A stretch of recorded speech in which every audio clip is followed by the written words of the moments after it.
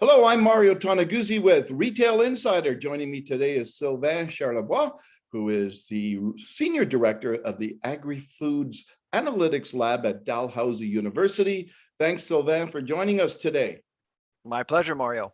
Well, you recently posted an opinion piece in several different outlets talking about the quote unquote looming food crisis. Can you explain, first of all, what you mean by that and why you think we're in the midst of a looming food crisis? Well, what triggered my thought around potential famine is obviously President Biden's admittance that we're facing some major challenges as a planet, really. And that was a couple of weeks ago, and it got me thinking about obviously the Ukraine.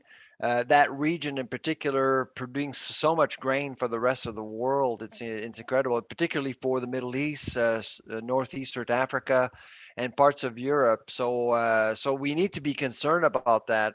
So famine is a real possibility. And so you got to think, well, what is Canada's role? What is North America's role? And I think all eyes are on North America these days to see whether or not we can increase our output when it comes to grains in general. So what does that mean for the average Canadian consumer?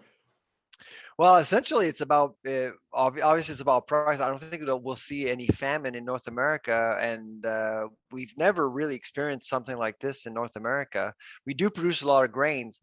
However, there's a lot of pressure on grain prices, input costs. Processors are dealing with this right now, and obviously retailers as well. And so we're going to be seeing prices go up. At the same time, of course, we have to think about the people who are being left behind as a result of higher food prices, and it's going to be a challenging year.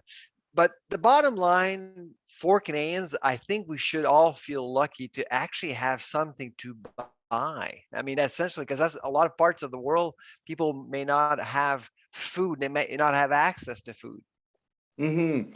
Let's talk about those prices. First of all, give us some context, Sylvain, on how much food prices have risen for the average Canadian consumer in the past year. So back in February, we learned from Statistics Canada that the inflation rate was 7.4%, and we're expecting that rate to continue to rise for quite some time. So it's already up there. In America, it's actually at 8.6%. Where I am, and people are feeling it absolutely. And sometimes inflation is always there, and people may not even notice that prices are going up, but right now everyone is actually noticing, and that's why retailers, well, they have to be careful. They have to accept the fact that they're dealing with consumers that are way more frugal than just 12 months ago. Yeah.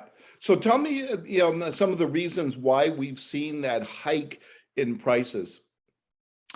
There are so many factors. Where do we start? I mean, on the farm, grains, the weather has been an issue.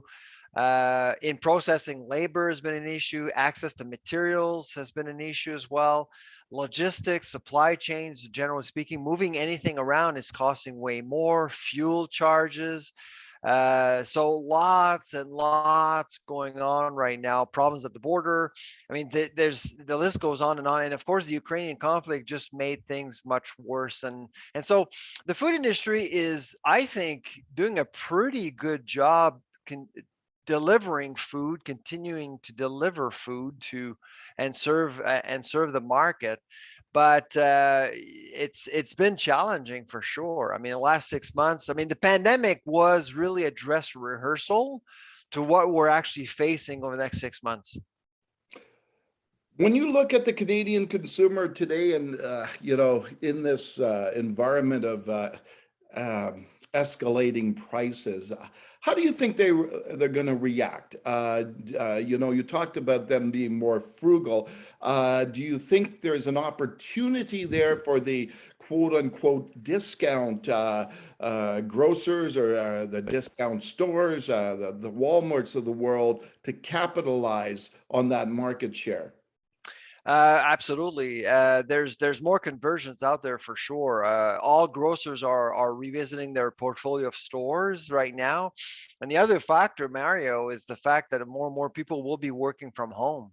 Even after the pandemic, I think people are going to be working from home. And when you work from home, your relationship with food changes dramatically. The way you buy food, way you consume food, all of that changes. And so grocers will have to adapt accordingly. But the other issue that I think is going to happen over the next several months because of higher food prices, yes, consumers are becoming more frugal, but they're also becoming more critical. And this is why we're hearing more about class action lawsuits.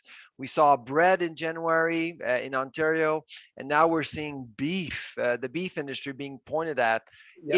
in the province of Quebec. So you can see that really people are questioning practices. And again, I think grocers really will need to show way more transparency in terms of how things work in the industry. Let's talk about that. I was going to ask, I was on my list of questions to I ask. know. I know. Is we had news just the other day about a class action lawsuit filed in Quebec over the meat companies alleging collusion in prices. What are your thoughts on this? Well, I mean, back in 2017, you may remember, Mario, that's when we learned from Galen Weston that there was a bread price fixing scheme going on for 14 years in the country, and nobody really knew. And I was a bit shocked, to be honest. Well, I wasn't a bit, I was shocked. I mean, to learn because I trust the industry and I do believe that they have our best interests at heart. Mhm. But breaking the law for 14 years and admitting it was a shock. And I think there's a legacy there. And so 5 years later, we're facing this beef situation. What's really troubling, Mario, is that nobody seems to be surprised. And when you look at prices at the meat counter, you do see a significant difference. You do see beef prices, right? Beef prices have gone up 30 to 50% since 2015, where pork and chicken, they're pretty stable.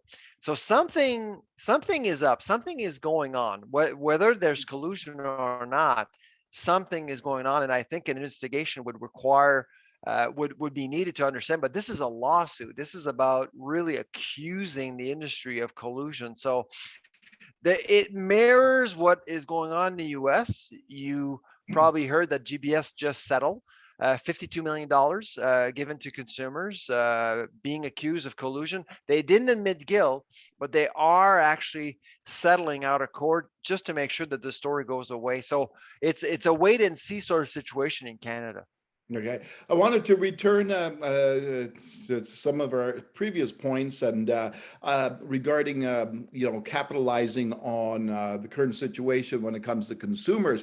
I know that you've talked in the past, fairly recently, and with myself as well, on the idea of coupons. Can you talk a little bit about that and where you see that idea of coupons right now with grocers if they need to embrace the idea more, given the environment that we're in? Yeah, no, it's a good point, Mario. I think it's a missed opportunity. I've been in the US for 4 months, and I have to tell you, the couponing culture is very different. The inflation rate is actually higher in the United States compared to Canada right now. But I actually feel that consumers are better tooled to handle higher prices because of the couponing going on, because of the different promotions going on, which is something we're not seeing as much in Canada. And I think that there is an opportunity for grocers to really show empathy towards the consumers. Like I said, it's not about giving stuff away. It's really about giving rebates here and there. What we've noticed in our study on coupons is that rewards aren't necessarily that interesting yet. Stacking coupons is not possible. There's too many restrictions when using coupons. You can use them certain days in certain stores. In America, there's actually an economy around coupons. You can Hmm. stack coupons. You can use more than one coupons. You can actually leave the store without paying a cent on a product. And sometimes you can even get a credit by using coupons. And those are things you would never see in Canada. I'm not suggesting we should go there in Canada, but at least I think it's time for the industry to think about empathizing with the consumer a little bit more. Why do you think, as an industry, it's lagged in this area in Canada? Well, I think it's just about culture. There's not a whole lot of competition. In America, most consumers would have 8 to 10 different choices in terms of grocers. Not in Canada. I mean, many markets you basically have 2, perhaps 3 choices. That's it. And so I think, I mean, even though prices have been actually quite affordable in Canada of the last several years, things are shifting right now because of higher prices. And Yeah. like I said, people are going to be asking questions, so they will want to see some evidence that the industry is cares about consumers or consumers' well-being. And so we're at a critical point here. All right, super. Last question I wanted to ask you about, and it may be a technical one, so you might have to explain it for everybody. Sure. I understand Stats Canada has made a change and will be making a change in terms of its food inflation base, deleting it. What does that mean and what impact does that have? Well, I mean, right now I think what was announced a couple of weeks ago, embedded in the CPI report was the fact that they're changing their food basket.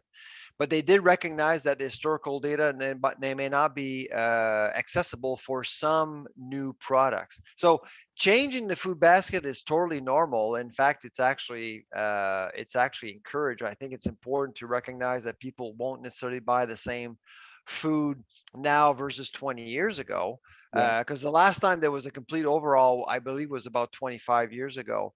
But without historical data, it's impossible to really understand what is actually going on with food prices. Case on point, beef prices. If you and you have just a few cuts in that basket, if you don't really have that historical perspective, how can you possibly understand whether or not there's collusion, or there's something wrong with what's going on with prices and things like yeah. that? So for consumers, I don't think they should care. Really, it's not going to change anything. But for researchers, politicians, the Bank of Canada, I mean, they actually make decisions based on that data, and that's impacting all of us. And I think it's really something that is missing. And just yesterday, I was listening to the Parliamentary Committee on Finance, and Statistics Canada was invited. I was cited a few times myself by MPs asking questions to StatsCan. And frankly, you can see that StatsCan is generally thin skin. They don't necessarily accept criticism all that well. I've been dealing with them for 20 years, and it's been difficult to deal with them and provide suggestions. So they're very defensive, and it's just not helping, because in the US, they have access to data. In Canada, we're utterly data poor as a result of the work being done by Statistics Canada. Interesting. Well, thanks very much, Sylvain, for joining us today. My pleasure. All right, that was Sylvain Charlebois, who is Senior Director of the Agri-Foods Analytics Lab at Dalhousie University. I'm Mario Toneguzzi with Retail Insider. Thanks for joining us today.